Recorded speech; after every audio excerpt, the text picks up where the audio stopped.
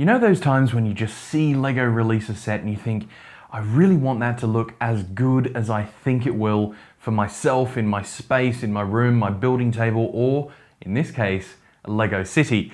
That's why I'm going to review the Lego Creator Expert Bookshop. I've been looking at this one for a while and it looks amazing. I can't wait to do this. I'm going to modularize it and I'm actually going to show you some of that build process throughout this video. But first of all, let's get this open. So inside the box, you've got 8 numbered bag series consisting of 2 to 3 bags per number. And then you've got a couple of base plates, some bigger plates, and 2 massive instruction manuals for the 2 16 by 32 based buildings. So the first thing I did was build a Mills plate for each of our buildings. Now, if you want to watch a step-by-step tutorial on that, click the video linked in the card above. It gives you a step-by-step tutorial I put together specifically for that. Building modular buildings, if you haven't done it before and this might be your first one, they are fantastic. There's so many intricate details like the spiral staircase up to the mezzanine in the bookstore, and the detail in the bookshelves and how they come together is just so many great techniques that the designers put into these. It's so great to build, enjoy, but if you're also fairly new to building or wanting to learn some new techniques, then by all means, grab a modular building because there's so many interesting and intricate little details that you can learn from to apply to your own mocks and building later on. Especially things like the separating roofs on these 2 buildings and the colors, the beds, the furniture design. So many intricate things that are so valuable to build.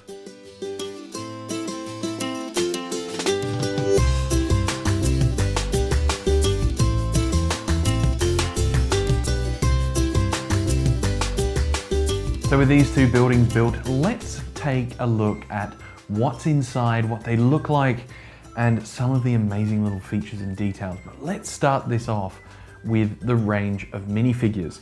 Now there's 5 minifigures in here, a older gentleman, a slightly older lady, what looks like to be a young quarter with the bookstore lady who seems to be a bit of a bookworm herself, and the young boy with his remote control plane, I'm going to imagine it is.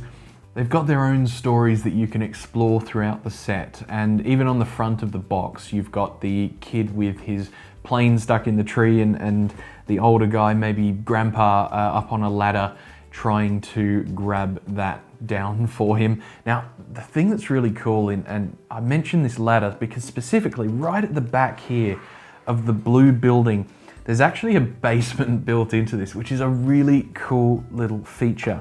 Because you can take these top 2 floors off, and in here you've got basement with a little mouse trap, which is a super cute detail.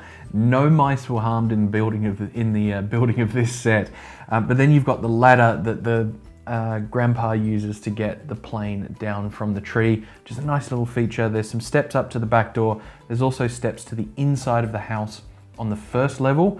It feels like the back of these sets would line up really well with like a park environment or a bit of a field or something like that if you're adding these into your city, because it is green, it does have those little gardeny feels, and you know, the kid could play out the back with his plane or whatever you want to set that scene to look like. Now, I mentioned the first floor of this before, and inside of here you can actually take the top section off in 2 parts, which is nice, and I'll explore that in just a minute. But in here you've got the front door, and then right behind the front door you've got such a cool feature. When I put this together, I'm so glad that they put this in here, because you've got a coat rack, and this has got a little sun hat and an umbrella that's wedged between 2 microphones. It's still removable, it's easy enough. It just hangs there, but it's placed between 2 microphones. That is just a really nice feature to have, and it gives it that kind of real homey feel. The other thing is you've got a little kitchen and a coffee table and all that sort of stuff in here, and a nice fireplace that does add to that homey vibe. Then you've got this front little outcrop area, which is just so nice. It's got a reading nook and a little bench there, which, kind of convenient, it's right next to the Birch bookstore. So the people could go and add to their library if they finish reading whatever book they've got, and maybe even go pick up a copy of Moby Brick. So on the top floor here, we've got the master bedroom. And this is a really great bed design in here. It's fairly simplistic, as you'd imagine. There's a photo of a bridge on the wall.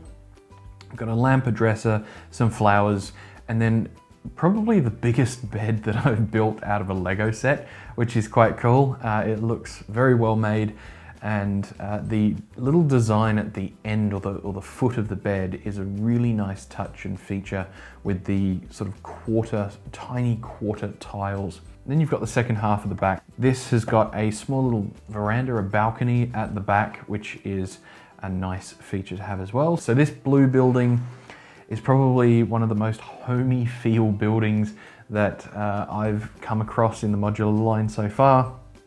Beautifully well designed, nice little windows and features and all that sort of stuff. So it does really give a sense of life and everyday life to some of the citizens within this Lego City modular line. Now shifting on to our bookstore, the first thing you notice is the tree. It's this real birch tree style of black and white, and the little Technic connectors that have the slit in the middle of them kind of add to that feel and that vibe. The front of the bookstore, we've got some leaves fallen on the ground, as well as a little book collection area, which is quite cute, a little city library, if you like, out the front of the bookstore. Now the minifigures that come with the bookstore, they are what look to be a very cute, potentially a new couple or something like that. Let's explore what's inside this building. Now, same as the other one, you can actually take the back half of the top floor off. Then inside you've got a small single bed and what looks like a chameleon inside of a little glass cage. The outside design on this, it's beautifully well done. It's fun to put together, and it just adds some really nice detail and kind of that facade to it that gives that feel that it's actually been like designed well and built to last. You know, that classic building kind of feel. So that's the top floor. As you go down to our middle floor here, at the back, you've got another little balcony. Lego seem to like their balconies in this. Also helps to reduce a little bit of the brick size, I imagine. Inside, there's a grandfather clock that is so beautiful to check out, as well as a recliner chair, a lamp, a little side table, a rug, carpet, and this slightly repetitive but really beautiful end looking result for the staircase and down to the first floor. Now, this is where most of the action happens here. Apart from the front of the building being beautifully well designed, it's simple, it's elegant, it's got the bookstore sign, as well as some nice sort of architectural details using some of those car wheel arch pieces. Inside the shop is where a huge amount happens, because there's this spiral staircase, again, that you've got coming up this inside that actually leads to a landing. So it's kind of like a 1.5 floor space, if you like, on this section, because there's another little book rack in there that's built just out of plates and tiles and some modified 2x1 plates as well, with the little grill piece on there. Downstairs, you've got a big bookcase right at the back. You've got to look right through the front door to actually see it because it's covered by the landing. But you've got a nice big bookcase in there. It's a fairly simple interior, but really well designed.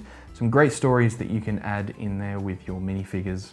Now, the last thing is I want to just show you what this looks like, along with another modular that I've got. There's some more that will be built soon, with more reviews to come, so make sure you subscribe for those. But I've got the Jazz Club, and this is how it looks connecting these buildings. Because they are 16 by 32, there's lots of different ways and configurations and areas that you can connect them to. So if you didn't want them together, you can actually break them apart and put them across different areas of the city. So this is how it looks with the Jazz Club in a couple of different configurations, as well as with a Mills road plate.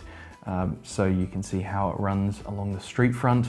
I will end up changing these dark bluish gray tiles to light bluish grey so that it matches the road plates, but that's just my personal preference. Depends on what you'd like to do in your city. Now that you've seen these new residents move into the city, check out what nightlife is on offer within the Jazz Club from the review in this video just here.